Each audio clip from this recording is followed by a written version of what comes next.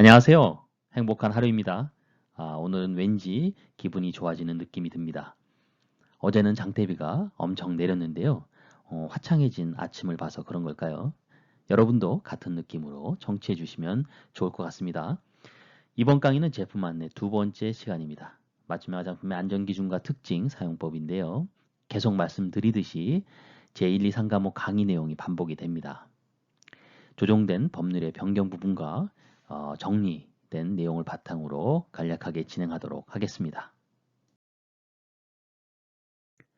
맞춤형 화장품 안전기준의 주요 사항인데요. 맞춤형 화장품은 법적인 정의에 따라서 화장품의 내용물과 시각처장의 지정 고시한 그 원료를 혼합 소분한 화장품이죠. 일반 또는 기능성 화장품의 안전기준과 동등한 법률적 적용을 받아야 합니다. 따라서 현재 운영되고 있는 화장품의 안전기준과 관련한 주요 규제 내용 등을 살펴볼 필요가 있는데요. 먼저 화장품 안전기준 등에 관한 규정 중에 유통화장품 안전관리 기준, 그리고 화장품의 안전용기 포장, 또 영유아 또는 어린이 사용 화장품의 관리, 또 안정성 정보에 대한 신속 보고라든지 또 위화장품의 회수, 이러한 그 일반 기능성 화장품의 법률적 주요 내용들과 또 맞춤형 화장품 판매업자의 준수사항 중에 안전기준이 시행규칙에 나와 있습니다. 그리고 지난달 5월에 맞춤형 화장품 판매업자 준수사항에 관한 규정, 제정 고시안이 발표가 됐는데요. 이 부분을 같이 한번 살펴보도록 하겠습니다. 먼저 맞춤형 화장품 판매업자의 준수사항을 살펴보도록 하겠습니다. 본조항은 화장법 시행규칙이 3월 14일자로 최종 확정됐을 때 맞춤형 화장품 판매업자와 관련돼서 추가된 내용인데요. 본 내용은 처음 다루는 부분이고 또 중요한 내용이니까 전체적으로 한번 살펴보도록 하겠습니다. 총 1호부터 5호까지 되어 있고요. 제1호는 맞춤형 화장품 판매장 시설기구에 대한 정기점검과 보건위생상 유해가 없도록 잘 관리하라는 내용이고요. 두 번째는 바로 혼합소분, 안전관리 기준입니다. 과목부터 마목까지 되어 있는데요. 과목은 혼합소분 전에 혼합소분에 사용되는 내용물 또는 원료에 대한 품질 성적서를 확인하라 되어 있습니다. 본 내용은 내용물 및 원료의 품질 및 안전성을 확보하는 조치이죠. 유통화장품 안전관리 기준에 적합한지를 사전에 확인하는 작업인데요. 화장품의 내용물과 사용하는 원료의 품질 관리를 위해서는 반드시 필요한 서류일 것입니다. 나목은 혼합 소분 전에 손을 소독하거나 세정할 것이라고 되어 있고요. 위생관리에 관한 내용인데요. 다만 혼합 소분 시 일회용 장갑을 착용하는 경우에는 그렇지 아니하다라고 되어 있습니다. 다목은 혼합 소분 전에 혼합 소분된 제품을 담을 포장 용기의 오염 여부를 확인할 것이라고 되어 있는데요. 화장품을 만들 때도 이 포장 전에 이 1차 포장재에 대한 그 위생관리가 굉장히 중요한데요. 마찬가지로 맞춤 화장품 조제관리사 입장에서도 맞춤 화장품을 사용하는 포장 용기에 대한 세척은 매우 중요할 것입니다. 세척과 멸균 과정을 통해 가지고 확실하게 소독을 해서 그 오염이 완벽하게 없도록 해서 포장 용기를 다뤄야 할 것입니다. 라목은 혼합 소분에 사용하는 장비 또는 기구 등은 사용 전에 그 위생 상태를 점검하고 사용 후에는 오염이 없도록 세척할 것입니다. 마찬가지로 그 공장에서도 제조 설비라든지 포장 설비 등에 대한 세척 또 멸균 소독에 대한 그 언급들이 있는데요. 혼합 소분에 사용하는 장비 또는 기구 또한 그 세척과 또 소독 과정을 통해 가지고 오염 상태가 없도록 관리를 해야 할 것입니다. 마지막으로는 감옥부터 라목까지 사항과 유사한 것으로 혼합소분의 안전을 위해서 시각처장이 정하는 고시사항을 준수하라고 되어 있습니다. 3호는 맞춤형 화장품 판매 내역서와 관련된 내용인 건데요. 맞춤 화장품을 유통 판매할 경우에는 반드시 그 판매 내역서를 작성 보관을 해야 합니다.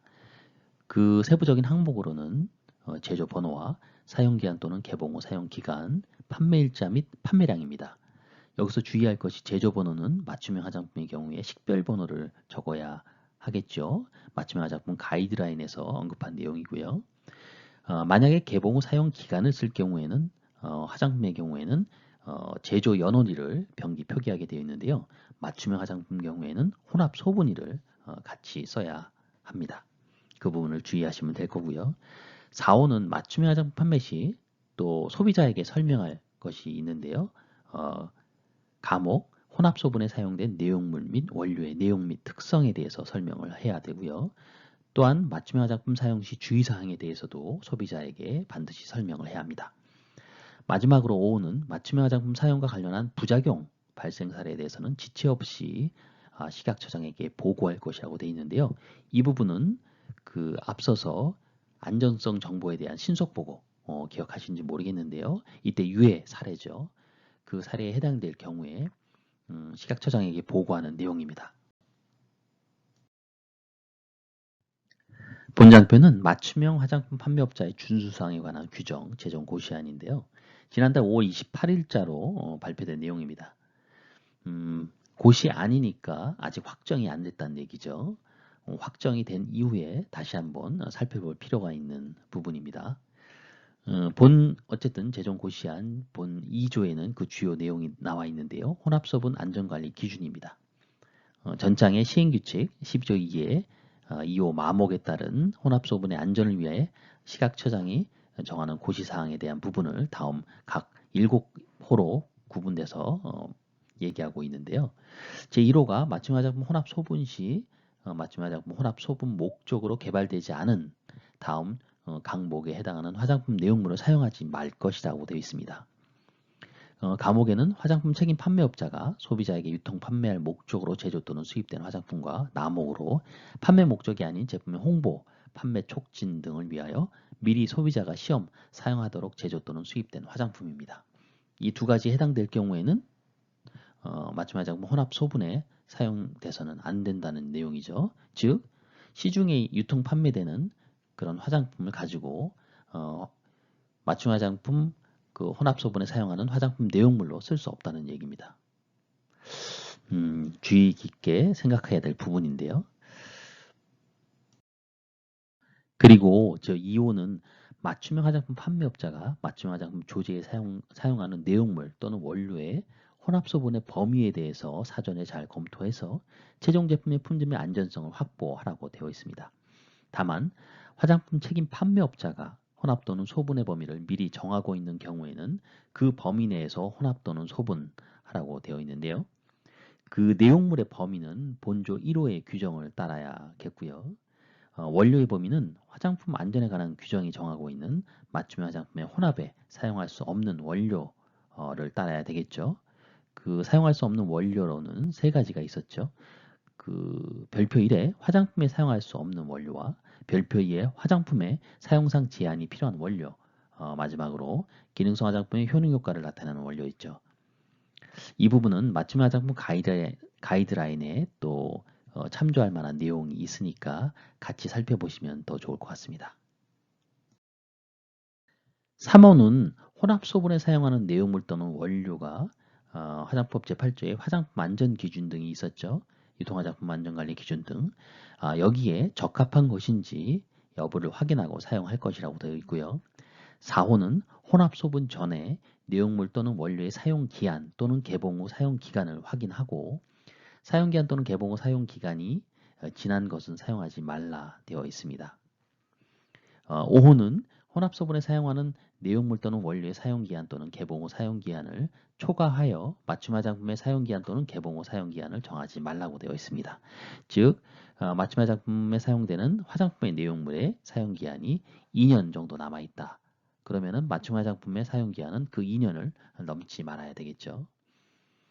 6호는 맞춤 화장품 조제에 사용하고 남은 내용물 또는 원료는 밀폐가 되는 용기에 담는 등 비의도적인 오염을 방지할 것이라고 되어 있고요.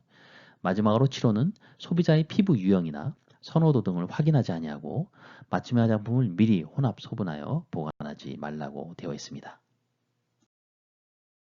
두 장표를 통해서 맞춤 화장품 판매업자의 준수사항에 대해서 세세하게 살펴봤는데요. 시즌 1에서 언급이 되지 않았던 내용들이었고 또 새롭게 확정 또는 확정될 예정인 그 안전관리에 대한 부분들입니다. 특히 그 혼합소분의 안전관리 기준 이 부분은 곧이 아니니까 확정이 되면 다시 한번 꼭 재확인드리기를 부탁드립니다. 화장품 안전 기준 등에 관한 규정 중에 유통화장품 안전관리 기준입니다. 본 내용은 앞선 강의를 통해서 여러 번 반복적으로 말씀을 드렸기 때문에 이번 강의에서는 간략하게 한 가지만 짚고 가겠습니다. 제2항, 그 비의도적으로 유래된 사실이 객관적인 자료로 확인되고 기술적으로 완전히 제거가 불가능한 경우에 해당 물질의 검출 허용 한도를 정하고 있었죠. 10가지 성분 중에서 부탈레이트류 하나 보겠습니다. 부탈레이트는 다양한 형태의 종류가 있는데 그 중에서 3가지 디부칠, 부칠벤질, 디에칠 핵실 부탈레이트의 하나입니다. 그리고 총 합으로서 그 함량은 100 마이크로그램 per 그램, 즉 100 ppm 이하입니다.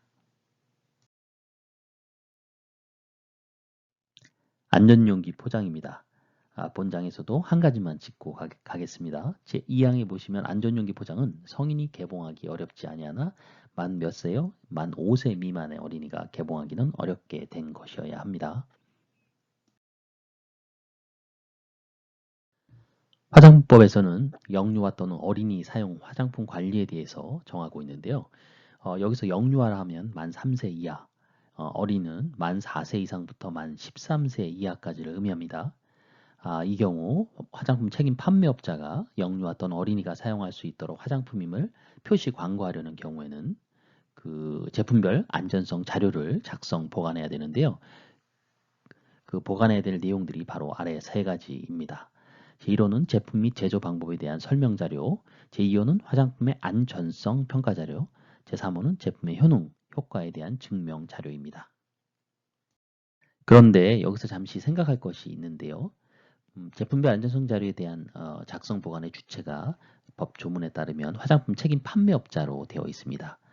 하지만 영유아 또는 어린이 사용 맞춤형 화장품이 혼합 소분이 된다면 이 또한 이 부분을 고려해야 하기 때문에 말씀을 드리는 것이니까 참조 바랍니다. 계속해서 제품별 안전성 자료의 보관 기간을 말씀드리고자 하는데요. 시행규칙에 따르면 1차 포장의 사용 기한을 표시하는 경우에는 제조 수입된 제품의 사용 기한 만료일로부터 1년까지의 기간을, 그리고 개봉 후 사용 기간을 표시하는 경우에는 제조 수입된 제품의 제조 연호일로부터 3년까지의 기간을 보관하도록 되어 있습니다. 이때 제조는 화장품의 제조 번호에 따른 제조일자를 기준으로 하고요. 수입은 통관일자를 기준으로 합니다. 만약에 화장품에서 중대한 안전성에 문제가 발생된다면 신속하게 보고를 해야 되는데요. 화장품 고시, 화장품 안전성 정보 관리 규정에 따른 내용인데요. 맞춤형 화장품이라도 예외가 될 수는 없겠죠. 먼저 그 용어적인 의미를 잘 파악하셔야 합니다. 1차 시험에서 1회 시험에서 실마리 정보가 단답형 형태로 문제가 출제됐었는데요. 유해 사례, 중대한 유해 사례, 안전성 정보, 실마리 정보 각각에 대한 용어의 내용을 잘 이해하시기 바랍니다.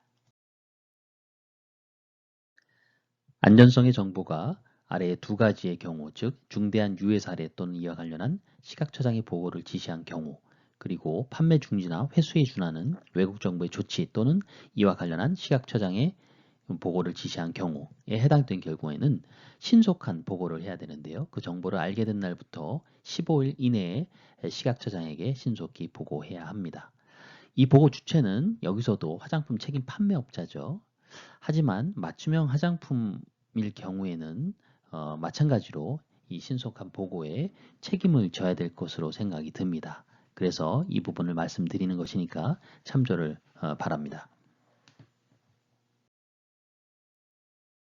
위해 화장품의 회수입니다. 맞춤형 화장품이 만약에 위해성 가, 나, 다 등급에 해당이 된다면은 당연히 위해 화장품으로 분류되어 회수, 폐기 조치를 해야 되겠죠.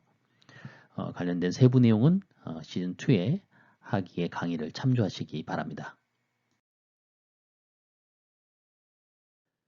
맞춤형 화장품의 특징 및 사용법입니다. 맞춤형 화장품은 개인의 가치가 강조되는 사회, 문화적, 환경 변화에 따라 개인 맞춤형 상품 서비스를 통해서 다양한 소비 요구를 충족시킬 수 있도록 탄생한 제도입니다.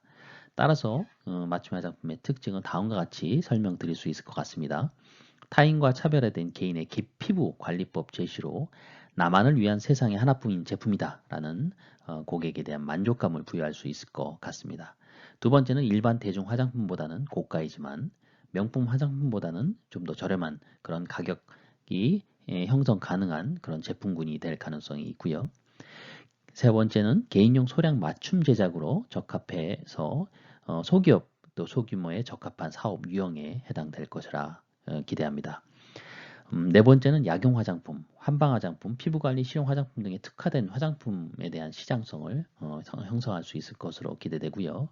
마지막으로 IT 정보통신 기술과 BT 바이오 기술, 또 NT 나노 기술 등의 융합형 산업으로서 시너지 효과가 기대되는 그런 군이라 생각됩니다. 맞춤형 화장품의 품질이나 사용법, 기능 등의 일반적인 특성은 일반 또는 기능성 화장품의 내용을 준용할 수가 있습니다. 따라서 하기에 또 강의를 참조 부탁드립니다. 이것으로 제품 안내 강의를 마칠까 합니다. 맞춤형 화장품에 대한 시행규칙과 새로운 고시안들 그리고 가이드라인이 확정 발표되어 지난 1회 시험과는 달리 다양한 형태의 내용으로 문제가 출시될 수 있을 것으로 사료됩니다. 맞춤형 화장품 판매업자의 준수사항 그리고 또 표시사항 등 자세히 학습할 필요가 있어 보이는데요. 관련 고시가 확정되면 꼭 다시 한번 재확인하는 거 잊지 마시고요. 지금까지 행복한 하루였습니다. 감사합니다.